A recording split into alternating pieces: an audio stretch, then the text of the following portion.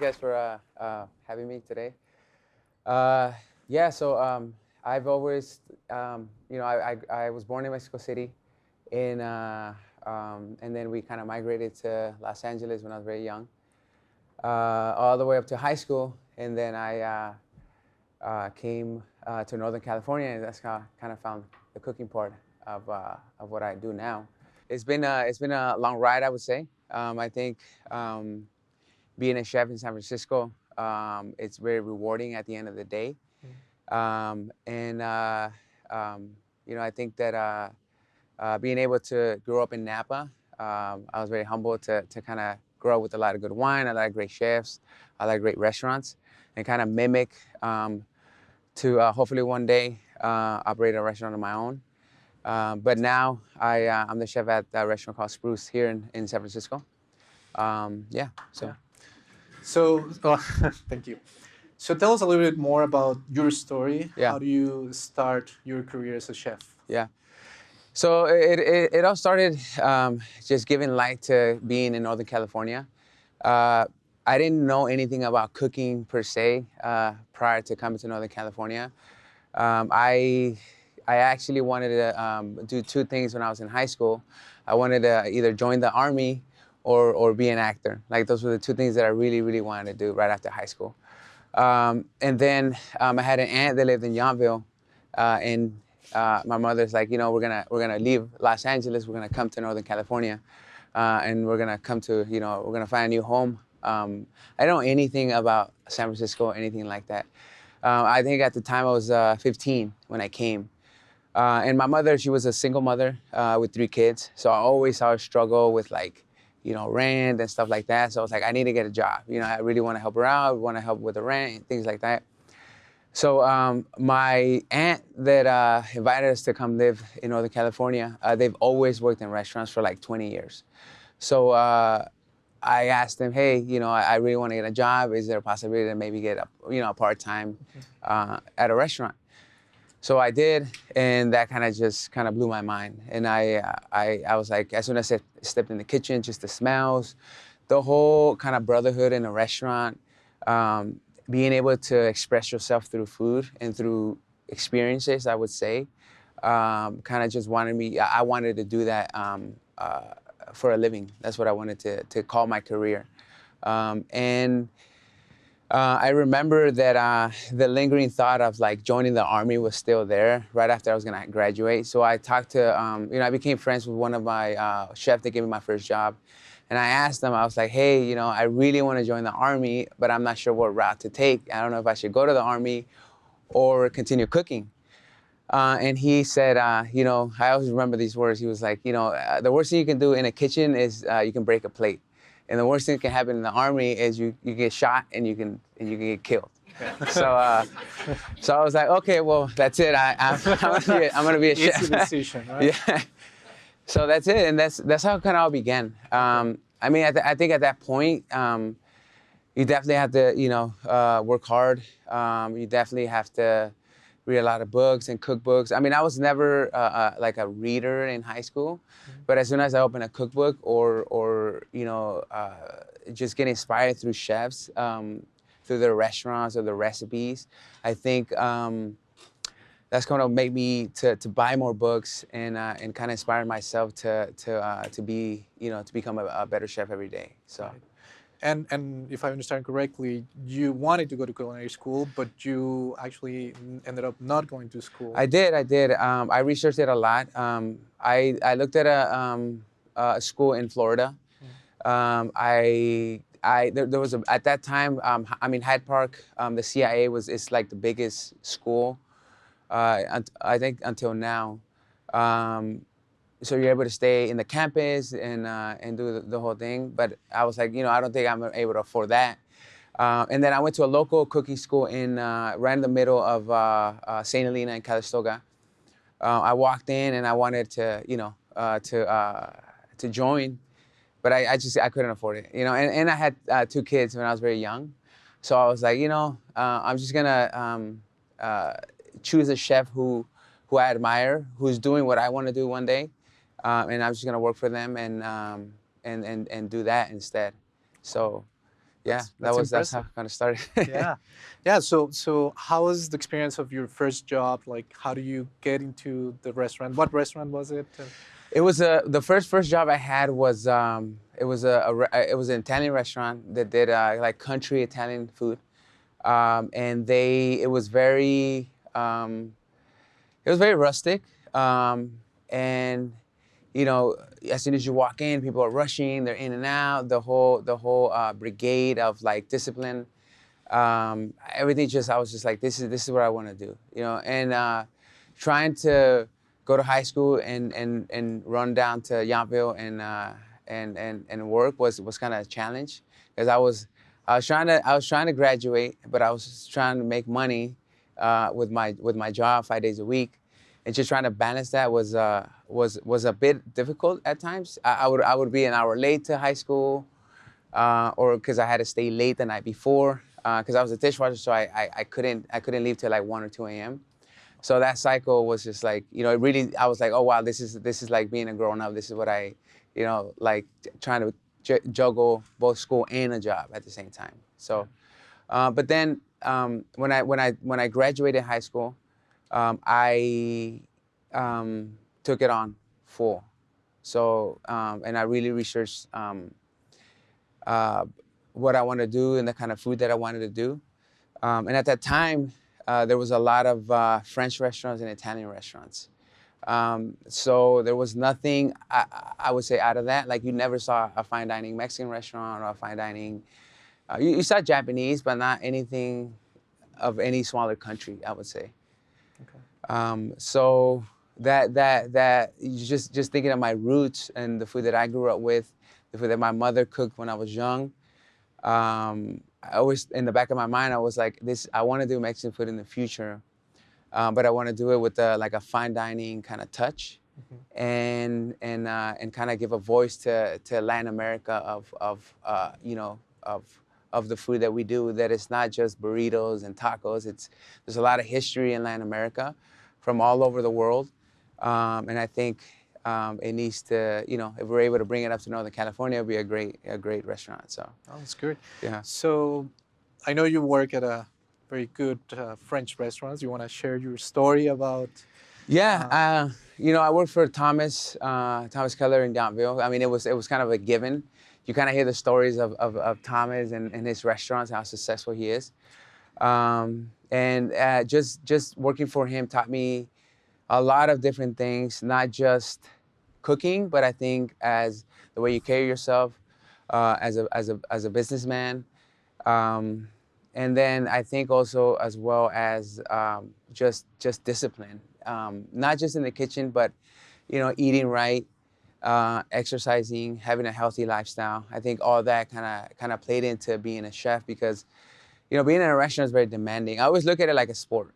It's very demanding, and it's very you miss a lot of things with you know, like family gatherings, holidays, stuff like that. So it's very, you know, being in that kitchen really tests me in a way where is this what I really want to do, or should I just walk away now? You know, and so I kept going, and eventually after cooking in Napa and Napa Valley for like 15 years, then I decided to go on to San Francisco and search a bigger city instead of, you know, Napa Valley. So Wow. And what do you think that make you stand out of the crowd? Like you were, you know, making your career and pushing, and somehow you get these opportunities to work at great restaurants. Like, what makes the difference between Rogelio and other chefs? I think number one is hard work. You know, I think in whatever you do, I always tell the younger cooks or if anybody always asks for advice, I always say whatever you choose to do, you just got to put the work in. You know, and you really got to do your homework. It's not just in the restaurant, but outside. You know, you got to really think, if you're a doctor, if you're a lawyer, or a chef, you really got to think about, you know, you have to go home and dream about food. And that's something you can't really, you know, you can teach somebody how to cook and how to be a chef and how to make a recipe, but to teach somebody how to be passionate about what they do, and come back and try to get better every day, that's hard to find, and has to be something within you that kind of comes out. And I think just being in Napa Valley, I think, I'm very humble that it kind of gave me a step up, because it was hard not to find a good restaurant in Napa, or good wineries, or a great chef that would kind of take you under your wing and show you the way they did it. And I've been very fortunate to, through my career to work with chefs, but also keep in contact with them, and always be able to reach back and say, hey, this is at the point of my career, what do you think? And they always give me the best advice they can, because they've been there and they've done it. So, yeah, I think that's an important part of growing the mentorship. You had great exactly. mentors apparently, and how did the mentorship help you to develop your career? How do you find the mentors? Well, I think, it doesn't need to be for me, it doesn't need to be like a star chef, I would say. It could be just a friend that gives you great advice, or might not have a lot of accolades. But definitely, I look into the people that do have them, and I always touch back, and ask the questions, because they've been there. It's kind of like a parent, but in the whatever industry you're in. And you always tap back and say, hey, this is where I'm at. This is kind of what I want to do. What do you think? Is this a good idea? And they always try to give you the best advice, because they've been there and they've done it. But the whole industry is kind of shifting now. It's very different than when I started cooking. And so you have to kind of adapt. And cooking always evolves. It's always evolving. It's always changing. So you kind of just adapt to the situation, especially in San Francisco, because San Francisco is it's the mecca of America. It's become neck and neck with New York of just cooking and finding great food and great restaurants, but it's also become very expensive to operate a restaurant, or just even if it's any business in San Francisco, it's very, very expensive to just operate it, and just to get it off the ground. It's super tremendous to just get off the ground, and to continue it is very difficult as well. So, Yeah, I mean, who you consider your best mentor so far? I would say Tracy Desjardins. She's a female chef. She was one of the first female chefs to kind of make her name in San Francisco, and just being a female and a chef in the 90s was very difficult. And I think that I kind of see kind of like a mother figure in her, and I would say I kind of see what my mother went through and how the difficult she had as well, in America. And she's half French and half Mexican, so she kind of understands like the whole Latin America, and her favorite food is Mexican. So I think that I always reach back to her for advice, and she's helped a lot of people, a lot of younger chefs, and a lot of people who are trying to get the restaurants off the ground, or just in general, just with advice. So I would say her probably. Wow, Yeah. that's very powerful. And talking about a little bit more of mundane things, how's your day-to-day life? How's the life of a chef? Well, I mean, the day-to-day life, like I said, you miss a lot of holidays, a lot of important days, stuff like that. But you're trying to find that balance of taking care of the restaurant, and taking care of your, I call them the family at work, because you need to have a strong team to operate a restaurant, and it's always checking in with your team, because they themselves, just being a cook in San Francisco and being a cook at a high-end restaurant, I understand the struggles that they go through, because I went through those struggles as a cook. They don't make a lot of money. They're at minimum wage. Some are coming from, an hour and a half away to come work at Spruce or for me. So I'm very humbled to have that. So I always try to give back in any way that I can, whether advice or if I can help them in anything. And it can be as simple as like, hey, my car broke down. I need an Uber. So we'll call an Uber either here or there.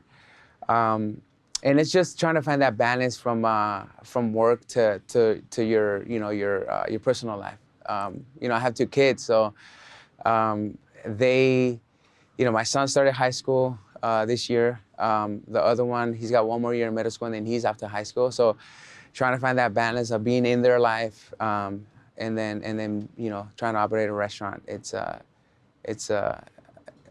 trying to just find that. So Yeah, that is yeah, awesome, yeah, and it's awesome that they're here visiting us they're as here. well. Yeah, Yeah, your family is yeah, supporting you, yeah.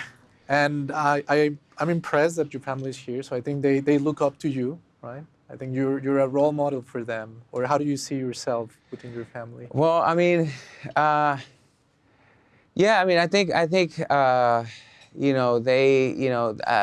I remember one day that my son asked me, he had a report he had to do, the oldest one. I think he had to be like in kindergarten, his first year. And he asked me, hey, we had to do this project of like what he wanted to do when he grew up. And he was like, I want to be a chef. And I was like, I don't know if you really want to do that. You might want to double think that. But it goes back to the same thing. Like whatever you do, you have to put the work in. And a lot of the times, like people might not notice it but it does come out in the end, and and also surrounding yourself with people who want the same thing that you want. That's another thing, because you have to have people around you that they're either think the same way you do, or even are able to bring something to the table that you might not thought about in whatever industry you choose to be in. So Yeah. I think that's important. So in specific in cooking, if you were able to go back in time, or you meet a Rogelio that is way younger than you, starting their career, what advice would you give them? Ooh, that's a good one. Uh, I would probably say be a little more patient. I would say, in a restaurant, being patient is not, you don't really have that luxury. People come in, they want what they want. We work against the clock all the time. So in your mind, when you grew up in a restaurant, like you become impatient. That's something that you kind of just are, because you're always rushing against the clock. So I would say maybe be a little more patient. I think I would give that to myself as a younger self. All right. So And talking about your food, lot of questions about your food. What's your favorite dish? I don't think the menu at Spruce changes often. And I think we really try to hit a couple points. It's just being creative. I think that's a big thing, because it fulfills you as a chef. You're able to express yourself with whatever you see at the markets or whatever's in season. I think that's the number one. Um, but I think it also has to taste great. It has to taste good. But I think just being um, I wouldn't say necessarily a dish. And I think as I get older, I tap back into my roots. And I would say, instead of a dish, I would say it's more cooking Mexican food and researching that. Because I feel like when I grew up in the industry, I cooked a lot of Italian and French, and I kind of neglected my roots because I didn't have any inspiration to go back, right? But now, there's more authors that are writing Mexican cookbooks, and more chefs that are kind of rising. There are Latin. I think that I go back and I'm like, oh wow, like these are things that I want to do in the future. So instead of a dish, I would say maybe a cuisine. I would say Mexican food, or just Latin America. I mean, Peru has a lot of good food as well. There's a lot of discipline in the food as well. So So, and in general, what do you want to communicate with your food? Whenever you're making a dish, what do you want to share to the people who are going to be eating that dish? I think it's just great ingredients, and they're not manipulated, I would say, in a lot of ways. And it's just good food, and it's creative, and it's seasonal, it's local, and it's based on supporting local farmers. And I think farmers, or just agriculture, is going through a big change as well, because it's hard to find labor, or people that want to do agriculture like they wanted to do it back in like 15, 20 years ago. And or like why would you want to work in the fields out when you can work at in an office Monday to Friday. So I think agriculture it's a huge thing. And I go to the farms and we visit them and we visit people who make cheese or people who dry their own meats, people that are just local or grow beautiful apples or stone fruits or tomatoes. And you can see that nobody wants to do that kind of work anymore. So it's very difficult for them. So I think being able to highlight what they do, and that's how they feed their families through what we get at the restaurant, and be able to highlight that and put it on a plate. It's huge, I would say. So I always try to give back and give thanks to the people who actually grow the tomatoes, who are in the fields for 12 hours in the 100-degree weather, and are also working very, very hard. So I think that's kind of what we try to bring to the table. Oh, that is awesome. Yeah, and in that realm, what are your viewpoints in terms of sustainable food, fair trade? Those are topics that are nowadays very present here in San Francisco. It is. Yeah, I mean, I think, and also just eating healthy, I think that's another thing. I think that people don't realize that whatever you consume in your body also makes you think that way. I think that I myself, as I keep getting older, I try to eat better, and I think that we see it in the restaurant where people want to eat better, and the things that are healthier is what sometimes sell a little bit more. So we try to adjust the menu to be a little healthier as well. But also, I mean, we use a lot of local ingredients and we use a lot of local purveyors. So and it's also when you get, for example, like strawberries and they're at the peak. I mean, they're the sweetest, they're the healthiest. When you get pumpkins in the winter, they're the sweetest and the healthiest as well. They're more nutrients. So if you cook with the seasons, you're already there or halfway there. So and I think that's a big thing in San Francisco as well. People want to eat healthier now. Yeah. All right. Yeah. Awesome. Yeah. And now about your awards or working for Michelin Star restaurants. What is the feeling of, or what does it mean for you to work for a Michelin Star restaurant? I think it's it was always a goal for me to I mean, it's a goal for every chef, right? To have a star, right? But I think you have a responsibility, I think, as well. So it comes with a lot of responsibility, and that responsibility is to, for the people that walk in the door, that you give them the best, the best food you can, the wine, the service, the whole atmosphere, and that they leave happy, when they leave the restaurant. I think that's a big responsibility. Because in restaurants, there's so many things and so many factors that can happen, that can go wrong. So to be able to have it in a climate like today, it's very humbling, but it's also a big responsibility. So we try to instill that in everybody. I don't think it's just myself. I mean, I do lead the team, but if I didn't have a strong team behind me and younger cooks who want to better themselves in the future and be restaurant owners or be chefs one day, and then pushing themselves pushes everything forward. So I think a lot of things has to be done to the people at the bottom as well, or like I said, like the farmers. I think that's a big thing. How can we know more about the work that you've been doing? I mean, of course, we can go to Spruce, but do you have cookbooks or blogs, or is there any way that we can follow the stuff that you're working on? I have my Instagram, and you can follow me on my Instagram. It's Chef Rogelio Garcia. But I think a lot. The core comes from the restaurant. From number one is being able to inspire the people in the restaurant, and being able to have them in a place where they know there is hope and that it'll get better for them in the future as either becoming a chef or a restaurant owner. But I think as far as like the outside, I think that I'm hopefully trying to go to San Quentin to kind of feed some of the inmates in the fall or the winter, hopefully by the holidays.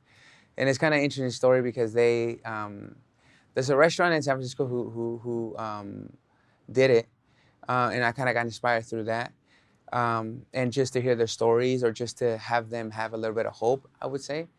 That's it. That's one thing. And also, just being able to maybe talk to schools. I've done classes where there's kids involved, and they, we do like either like a baking class, or like, how to grow your own vegetables, because that's another thing. In, when I was in elementary school and middle school, like we didn't, schools didn't offer the healthiest foods, when you're in school. And I think now people are starting to realize that when you start eating healthy at that age, it really helps you in the future. So in schools, I see that they're showing kids how to grow their own vegetables, tomatoes, and how to prepare them from when they're a seed all the way to like when you start eating a tomato. So I think that's a kind of neat thing that's happening now. Oh wow! Well, thank you for doing all the paying forward. Because yeah, I mean, I wish I could do more, but what else would you like to do? I mean, I don't know. I mean, I think I don't know. I mean, I think maybe more schools. I do have a friend who's very into giving back. He's in the East Coast, and he works with a lot of schools and goes and talks to schools about how to implement a better system of healthy eating, and he does it all through New York City. But I think I have kids, so I think it's important for me that they eat healthy or healthier. So I think that would be a subject that I would love to kind of tap more into and do it more. But one day. One day. Yeah. Well, to wrap up, I guess my final question will be: do you think you're living the so-called American dream? Well, it all depends on what that means. I would say, is it be the the leader of your craft? Is it to own a restaurant? Is it to be a chef and that's it? I don't know. I mean, that's a good question. Is it, then you go into the whole politics thing. Is it really, all that kind of stuff? But I mean, I would say, everything's evolving, and there's more light being shed on how the industry used to be and how it should be.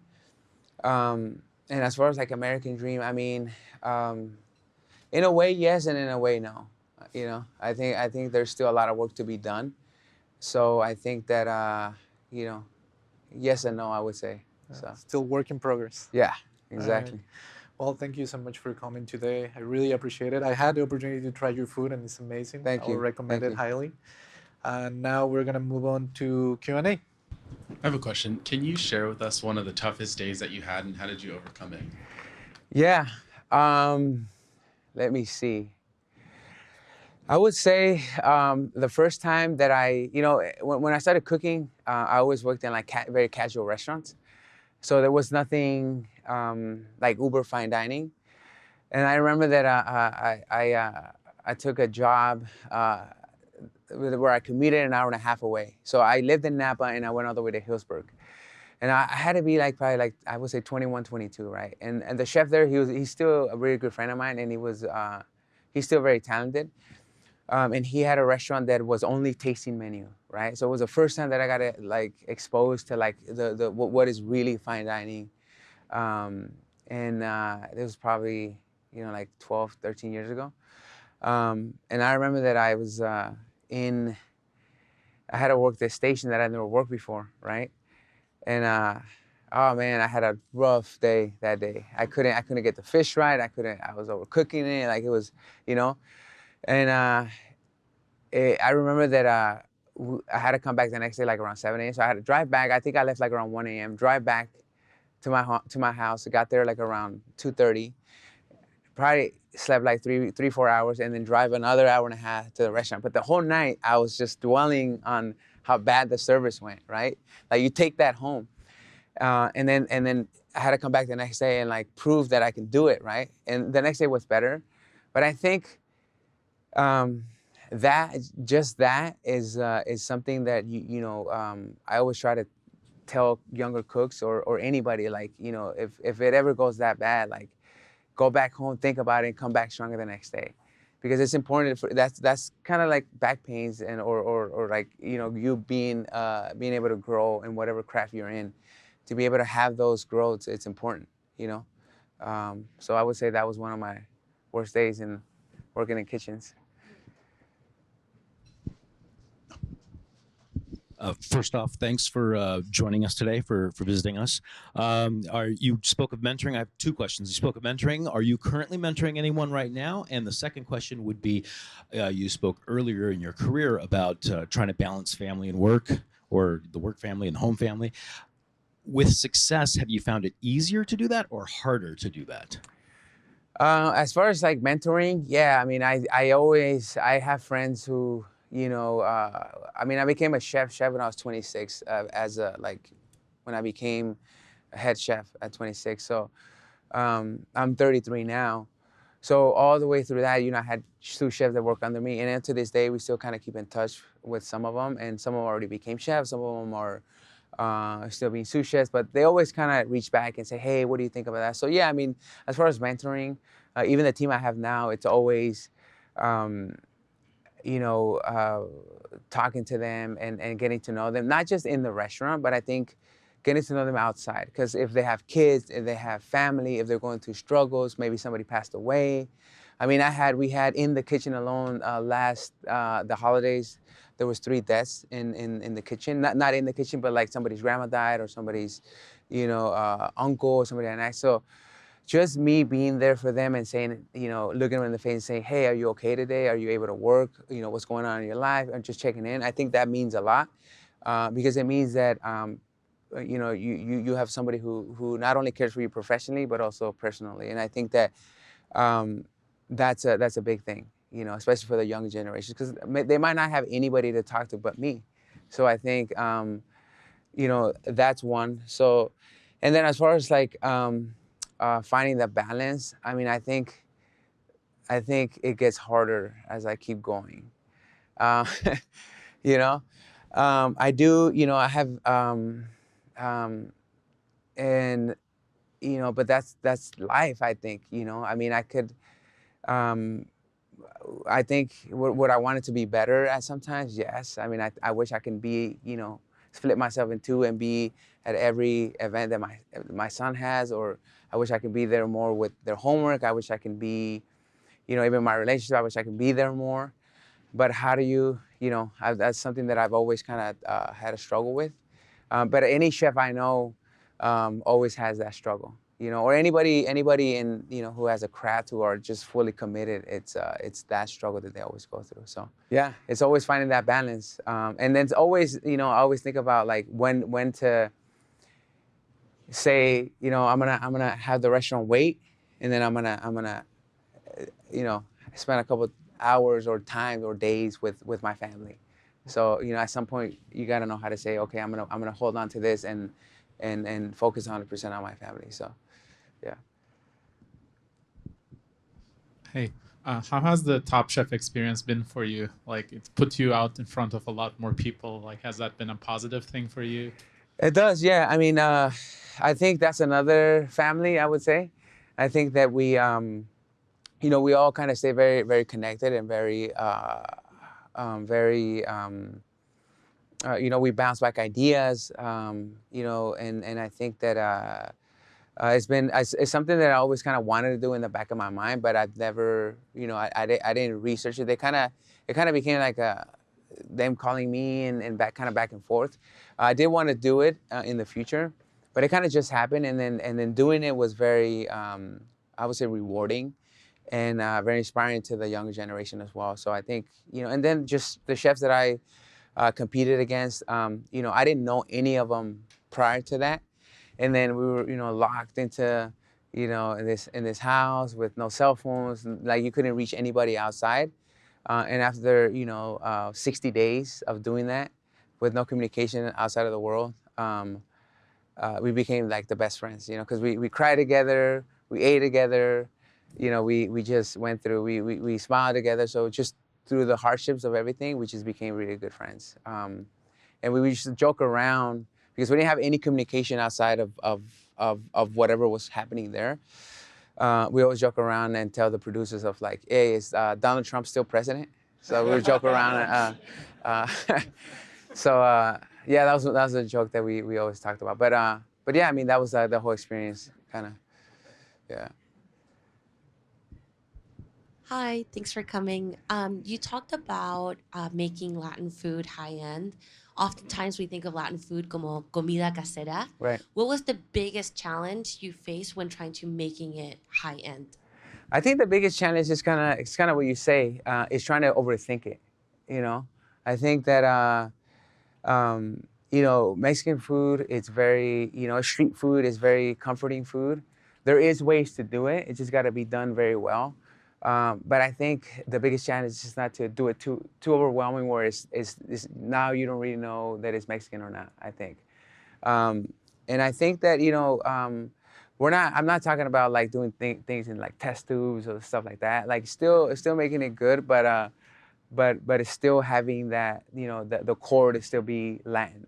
And you know, people are always gonna, you know, they're always gonna judge and say, hey, it's not, you know, Mexican enough, or it's too out there. But I think it really depends on who's, you know, your vision of what you want to do. I think, you know, and how I look, you know, through my lens of my experiences through cooking, how I would look of Mexican food or Latin cuisine, and how I want to kind of approach it. I think so.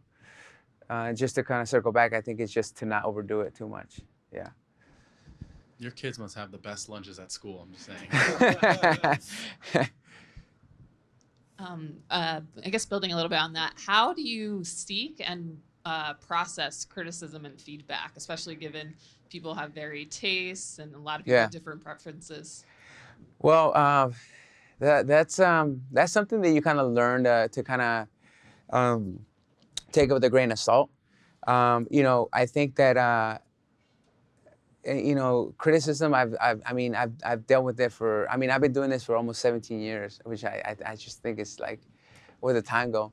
So through all that time, it's always been like criticism. But I think if you're able to take the criticism and not look at it in a negative way, but look at it as maybe a growth, right? And you know, some people might be right, some people might be wrong, but if you really think about it and analyze it and say, you know what, maybe we do need to do this, or say, you know what, I'm doing the right thing. I think it's right. It might be a preference. I mean, you know, you have a lot of criticism nowadays with like Yelp and Open Table and like, you know, social media alone. You just got to take it with a grain of salt. And I think that you kind of analyze it and you say, is it right or not? And then you move on. Because if you dwell on it too much, it'll kind of, you know, you'll kind of be thinking of it too much. But I think for the most part, I think, you know, everybody has a different palate. And I think if you exercise your palate enough, you kind of, you know, you kind of think about it. I mean, I like salt. You know, I like salty things more than sweet things. So there's people that like sweeter things more. So it's just kind of educating and knowing yourself of you know, of how to approach it. Because if you cook for, like, let's say 100 people, there's gonna be one that might think different. You know, so it's very challenging for sure. Hi, Chef. Thank you Yeah. for coming out today. So it doesn't really matter how great your food is. If you have poor service, it's going to be a bad experience for the customer. How do you partner with the front of house, and like, what are maybe some of your pet peeves that you insist, you know, whether it's a little thing or an overall philosophy, how you get the front of house to present your food the way you want it? Yeah. I mean, it's number one is communication. I think you have to have you know, just like you would say to the cook, hey, this is gonna be our menu today. I'm gonna you know, guide you through it, or I'm gonna show you how to cut this or that. It's the same thing with the front of the house. You know, you just have to have that strong partnership in the front of open communication. And then I think one of my pet peeves is like I really like to know people that come for the first time to the restaurant, you know, because I think that we want to leave a great impression the first time. And I think that, you know, either they're by themselves or with a family or a couple celebrating an anniversary, it's important that I know that they're, you know, a first time diner, because you want them to keep coming back, you know, and you want them to feel good because, and yeah, I mean, it doesn't matter how good the food is if the service is not great. You know, it all has to come together. And you know, people, it's really hard to not find good food in San Francisco. I think at minimum you have to have good food. And the thing that is going to different everything else is service. It's going to be the small details. It's having, you know, if you're celebrating a 50-year anniversary or a birthday, or is being able to have a small touch that you know, that this is just for you because you came to celebrate with us. So I think it's all the details. So I think that's the biggest thing. So yeah. When I think of Mexican food, I think of like beans, squash, corn. I don't think a lot of Americans think about it that way. They think like tacos with like meat or something like that. And I'm curious about how you think about corn in the context of the difference between American, like a yellow corn, and like corn from Oaxaca, which is like a completely different thing, right? What do you think about when you think about those sort of heirloom ingredients that are really just traditional ingredients that haven't been messed with? I mean, I think, I mean, you don't see that a lot here. I did come across a lady who, I forget her name. She's got to be like 65, right? She still goes to the farmers markets. And she's got amazing heirloom corn, actually root from Oaxaca, right? And they have it in Santa Rosa. And she's American. I connected with her, and you know, she's got the whole molino of how to grind the corn and stuff. She does it there in her farm. And I was just like, wow. And I got a couple masa from her, and it was amazing. Like, it was just like if it was coming from Mexico. So, you know, there's a lot of people now being more aware of, like, you know, getting that corn. But yeah, I mean, it's, I mean, if you really think about, you know, the basics of Mexican food, it's definitely corn. It's chiles, right? And beans. I mean, those are the things that, those are the roots of Mexican food. And then from there you kind of build up. It's kind of like butter and cream in France, right? So, and it's the ingredients because of the weather, because of the soil. That's why it grows the best in Mexico. So I think that you know, there's another farm in Sacramento that has great peppers as well when it's super hot here, because peppers grow in the heat and they're super spicier in the heat.